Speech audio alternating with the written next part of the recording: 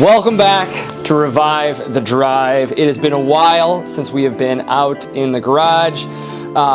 It's looking a little rough in here. It's Minnesota. It's getting cold. It's a little balmy today, but this is what the forecast looks like for the next couple weeks. And also it's Minnesota, so we've got January and February ahead, which is car. And we also have January and February coming up pretty quickly here, and that's going to be more brutal. So I don't know what I'm doing. We got some challenges. We're going to talk about those. I know it looks like we have not made a lot of progress on the car, and externally, yeah, that's kind of the case. But we got to get this thing driving first. And there's nothing back here. I don't know if you can see me, but we gotta get this in first. And because of the temperatures, yeah, we can't do it out here. I need a heater, and I'm still looking for one, but we gotta do this inside, and that brings some challenges in itself. Let's go discuss that. So this is what we have seen for the past couple videos, because it's cold outside and I don't want to work in the garage. I don't have a heater out there. There's no insulation out there. So why suffer? And so there's pieces we can do down here. But there's only so much we can do down here before we're forced to go out in the garage, which maybe have a fire. I don't know. We got to figure something out for out there. But okay, so that's heavy. That's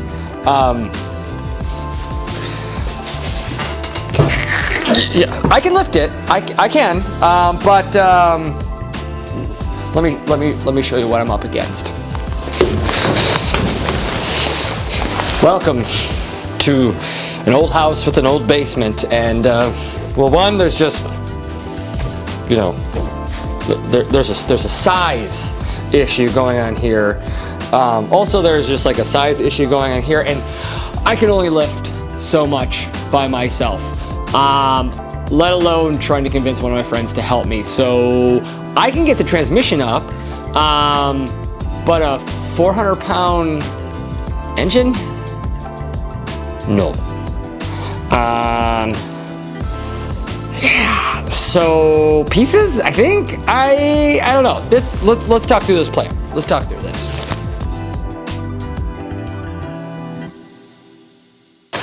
So here's our beautiful case. Yeah, I still have a jacket on. It's still a Minnesota basement. It's cold. But here's our beautiful case. After the wrong bearings being ordered 3 different times, we have the correct one. But it's magnesium. It's fairly light. Okay, do I put this on the engine stand now? I'm not lifting the engine stand outside. That's not happening. Also, I don't have an engine hoist. That might need a change.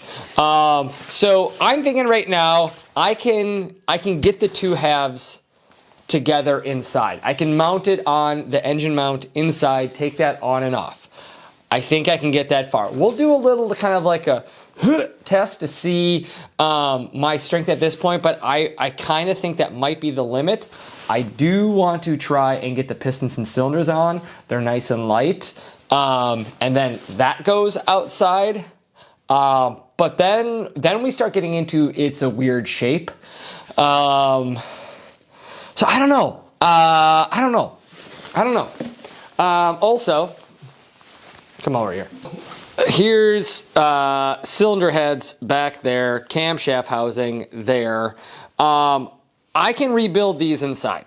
I can do that. That works. I think that's a realistic aspect. And then each chunk assemble outside. So that's what I'm thinking right now. Ooh, twisted. That's what I'm thinking right now for the plan. I'm sure there's going to be a wrench thrown in there somewhere, because this is me and that happens. Also, coming here. Yeah, we're real close there. Also, we ordered 911E webcams for this engine, and those take 3 to 4 weeks to come. So I was really hoping to try to fire this up like this month. That's not going to happen. So, but that poses a really good opportunity, because once we fire it up, I do want to try to drive it right away. So in that little break, we're going to look at brakes, rotors, tires. I know the clutch master cylinder needs to get fixed, so that's probably going to be what we do when we wait for that last piece. Sound like a good plan? Capiche? Good? That was stupid. But does that sound like a good plan? I think that sounds like a pretty okay plan. So let's get the halves together.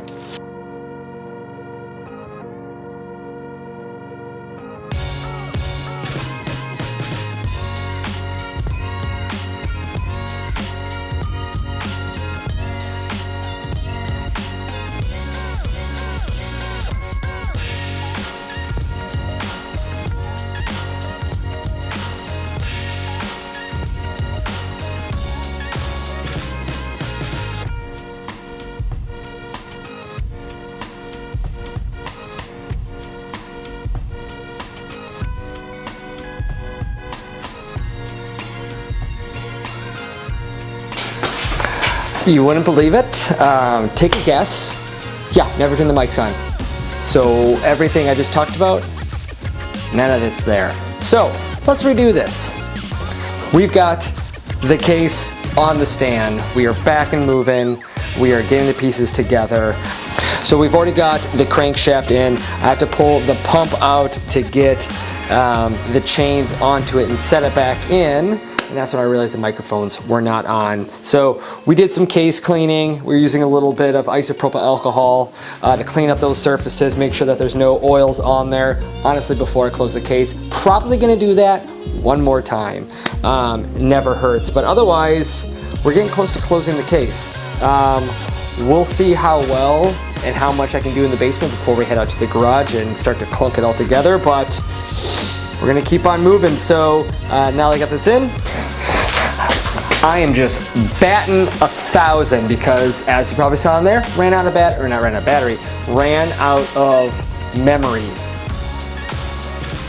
What am I doing? All right, let's get this back out, chains on.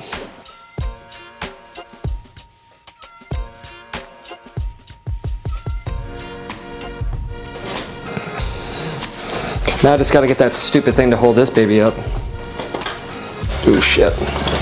God, this is the biggest piece of crap engine stand out there.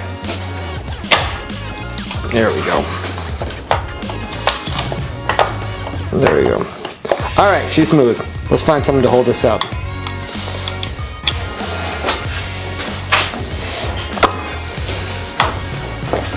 Oh, this is amazing. I don't know if you can see this, but back scratcher for the win to hold up the chain. Yeah. Let's not judge that. Let's admire that. All right. Let's keep going. All right. Let's put on and bolt down the pump. Am I reusing these? Yeah. Let's not judge. Minimal judgment, friends.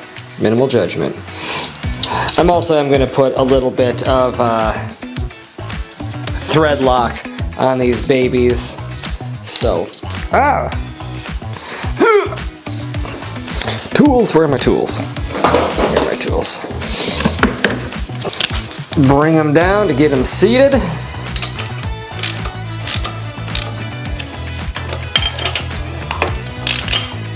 Oh, bitch. Ain't that gonna be a... Oh, hold on. Folding over these tabs. Bitch. Sweet. All right, now let's bring it down. There it is. Should be that way.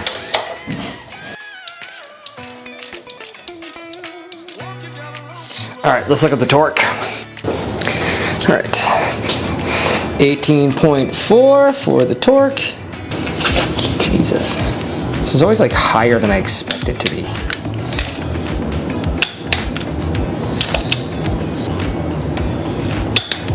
Sweet.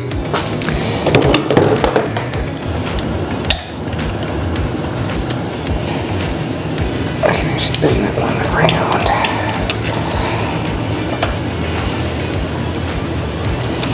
Dope. Pumping. We pumping.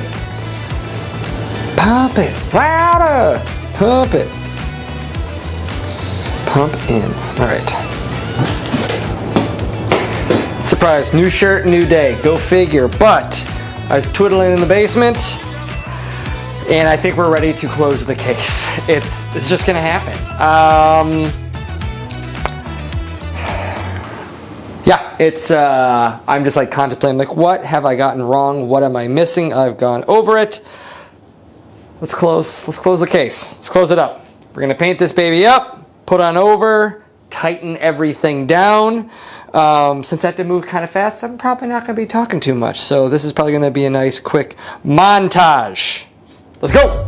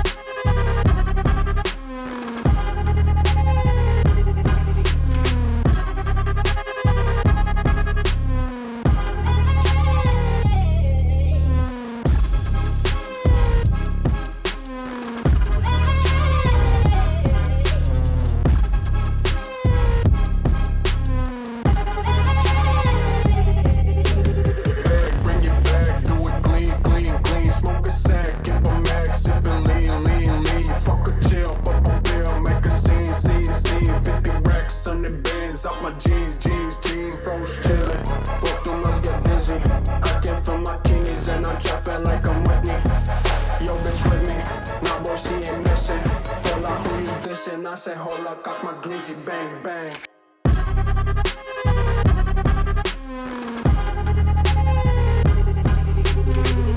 I say hold up, cock my glizzy, bang bang.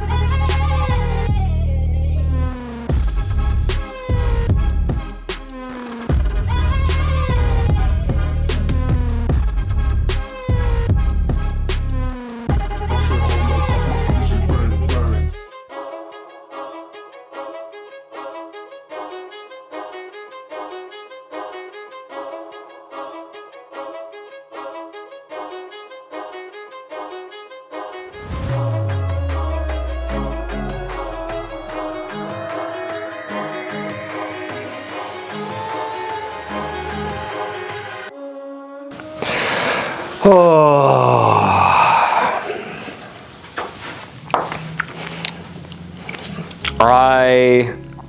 I haven't wanted to record this. It has been, I think, 2 weeks since that last shot. As you can probably see, the chains are not hanging out, and in the background you can probably see the pump back there. I gambled and I lost. I failed.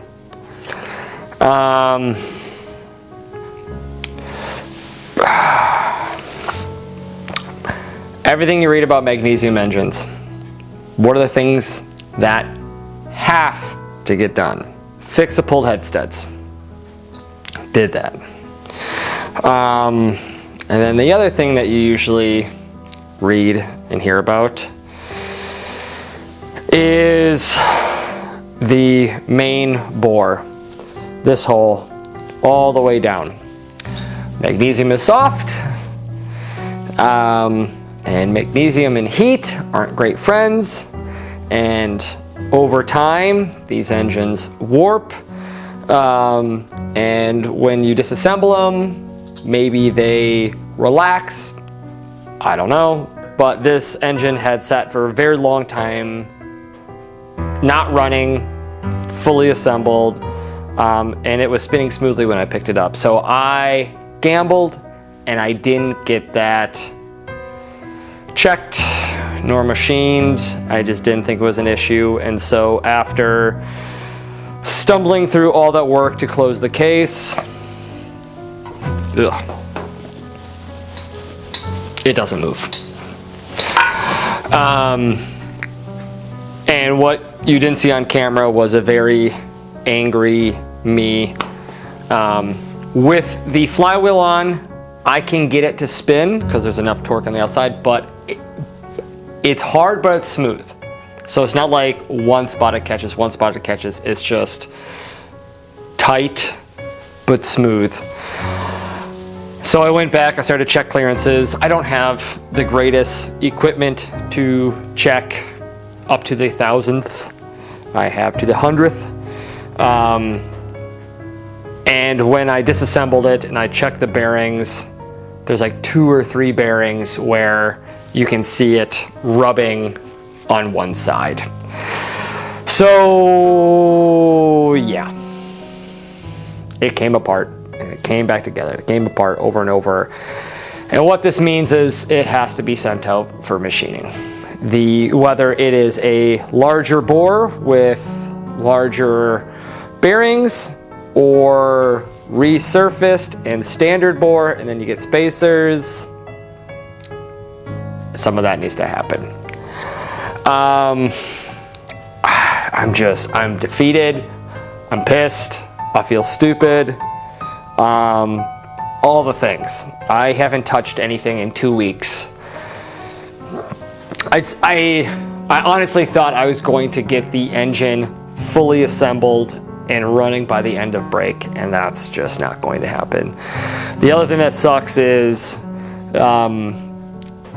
the wait times to get this done are really long. Like, most of the shops are in that 3 to 5 month range.